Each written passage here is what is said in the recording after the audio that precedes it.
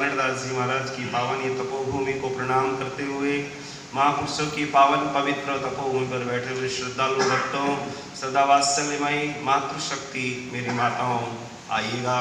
राम प्रेमी भक्तों, कृष्ण प्रेमी भक्तों, सदगुरु प्रेमी संतों के प्रेमी भक्तों, हरि भक्तों के हृदय में विराजने वाले परम पिता परमात्मा श्री नारायण के इस पावन चरित्र को हम यहाँ बैठ करके श्रवण करेंगे। आइएगा।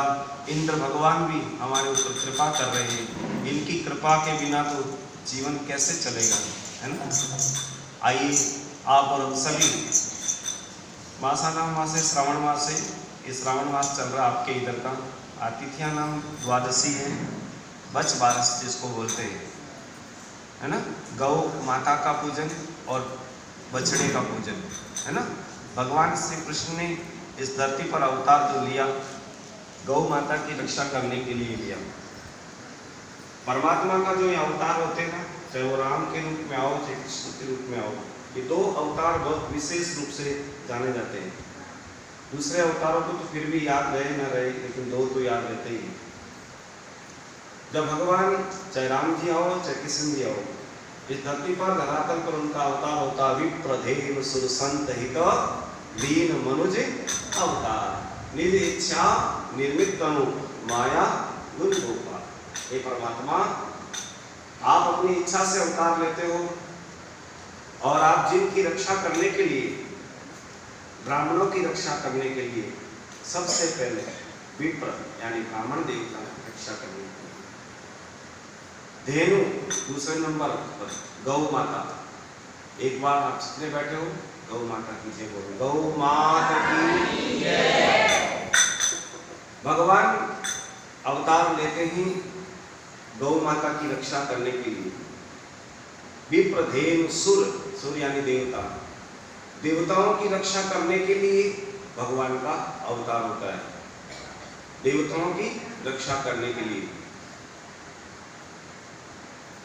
विप्र धेनु सुर संत हित, फिर देवताओं की रक्षा के बाद में भगवान अवतार लेते हैं संतों की रक्षा करने के लिए। अब उसमें सब आ गए, भक्तों की रक्षा करने के लिए, धर्म की रक्षा करने के लिए। परमात्मा इस धरातल पर, इस वसुंधरा पर, इस पृथ्वी पर, इस भूमंडल पर भगवान पधारते हैं और अपनी लीला करते हैं। भगवान वैसे चतुर्भुज रूप में है, लेकिन भगवान जब अपनी लीला करते हैं तो वो नर लीला करते हैं, मनुष्य जैसे लीला करते हैं। भगवान देखो चतुर्भुज रूप में तो प्रकट होते हैं, है ना, चार भुजा रूप में भगवान प्रकट होते हैं और जब अपनी लीला की शुभारंभ करते हैं जब वो छोटे बन जाते हैं, बालक बन जाते हैं, और बालक बन करके भगवान धीरे धीरे बाल लीला करते हैं, फिर बड़े होते हैं, फिर भगवान अपनी इन लीलाओं को आगे बढ़ाते हैं। बाल लीला करते हैं, माताओं पिताओं को सुख देने वाली लीला करते हैं। भगवान की वही परमात्मा जब चतुर्भुज रूप में होता है तो बालक बन जाता है, चाहे राम रूप में देखो चाहे कृष्ण रूप में देखो, भगवान छोटे बन जाते हैं। देखो वो जगत का पिता है परमात्मा, जगत को रचाने वाला, जगत को बनाने वाला, जगत की रक्षा करने वाला वो परमात्मा बालक रूप बन करके सब कुछ सुख देता है। हमारे जीवन की शुरुआत भी बचपन से ही होती है, बाल्यकाल से ही होती है।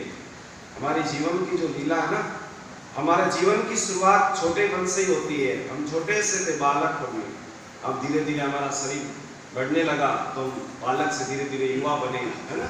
तो हमारे जो बचपन की शुरुआत जो होती है बाल्यकाल से ही होती है, तो हमारे प्रभु भी अपनी जो लीला करते हैं बाल्यकाल से ही। बाल कृष्ण लाल की जय। हम भगवान को बालक राम, भगवान हमारे राम जी छोटे हैं तो उनको भी हम बालक रूप में भगवान को जो बोलते हैं, तो रघुनंदन हमारे परमात्मा बालक रूप में छोटी छोटी लीला जो करते हैं अपने सखाओं के साथ में, अपने बाल सखाओं के साथ में।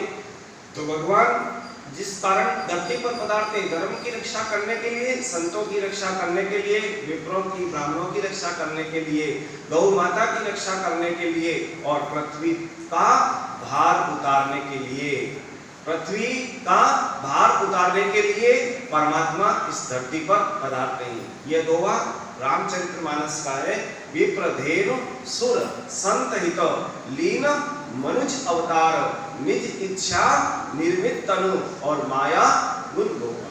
हे परमात्मा, आपका अवतार इस धरातल पर होता है और धरती पर जब भगवान अपनी लीला करते हैं, कई वर्षों तक भगवान इस धरती पर रह करके अपनी लीला को समेट लेते हैं, नए युग की स्थापना कर देते हैं, धर्म की स्थापना कर देते हैं और उसके बाद में भगवान अपने साकेत धाम में पधार जाते हैं, है ना।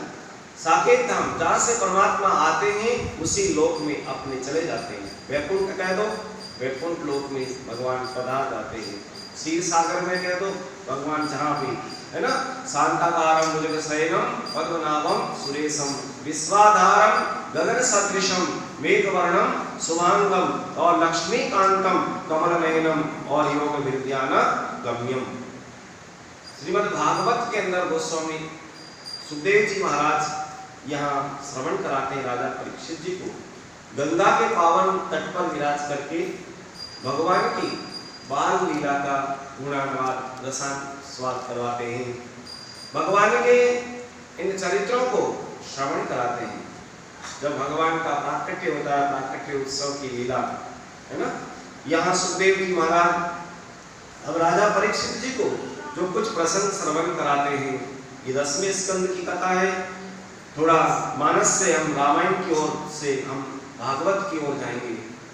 वैसे तो कल रामायण जी का प्रसंग, भगवान शिव जी के विवाह की प्रसंग की चर्चा, विदाई, पार्वती जी की विदाई हुई, वो प्रसंग आपको कल सुनाया था। आज हमारे भोले बाबा को गोकुल में लेकर के आते हैं, मथुरा से गोकुल। मथुरा से जो गोकुल की दूरी है वो ज्यादा नहीं है ना, और उस ज्यादा दूरी ना होते हुए वहाँ भगवान के प्राकट्य उत्सव की कुछ लीला या भगवान शिव, बुद्ध भवन भोलेनाथ और भगवान की लीला का गुणगान गाने के लिए और भगवान श्री कृष्ण जी के बाल स्वरूप के दर्शन करने के लिए भगवान शिव कैलाश पर्वत से पधारते हैं गोकुल में। गोकुल में भगवान का आनंद उत्सव चल रहा है। आज विरज की गलियों में, विरज की गलियों में उत्सव मनाए जा रहे हैं, बधाइयां बांटी जा रही है, मंगल गीत गाए जा रहे हैं, खुशियां मनाई जा रही है, भगवान के बधाई के गीत गाए जा रहे हैं, है ना। ब्रज में हो रही जय जयकार नंद घर लालो जायो रे, है ना। ब्रज के अंदर जय जयकार हो रही है और भगवान श्री कृष्ण की जय जयकार हो रही है, ब्रज में लालो जायो रे है। गोकुल में बधाइयां बट रही है, उत्सव मनाया जा रहा है, आनंद का वातावरण बना हुआ है, प्रसन्नता का वातावरण बना हुआ है। देवताओं की स्त्रियां भी वहां अपने रूप बदल बदल करके सुंदर स्वरूप बना करके और वह भी उस उत्सव में सम्मिलित हो जाती है। मांगलिक प्रसंग यहाँ पर, धन्य हो यशोदा मैया, धन्य हो नंद बाबा, आपकी जय हो, नाचे नंदलाल नचावे उनकी मैया। भगवान श्री कृष्ण अपने माता पिता को सुख देते हैं। नंद बाबा देखो कितनी उम्र के बाद में लाला भयो, है ना, वहां की ब्रज की भाषा है लाला भयो, लाली भई, है ना, ऐसा बोलते हैं। तो भगवान श्री कृष्ण की लीला का रसास्वादन करने के लिए भोलेनाथ पधारे हैं ब्रज की गलियों में, गोकुल की गलियों में, और भगवान शिव आइएगा भजन के माध्यम से। ब्रह्मानंद जी महाराज इस भजन को गाते हैं और भजन के माध्यम से आप और हम सभी भगवान कृष्ण की पावन लीला का दर्शन करेंगे।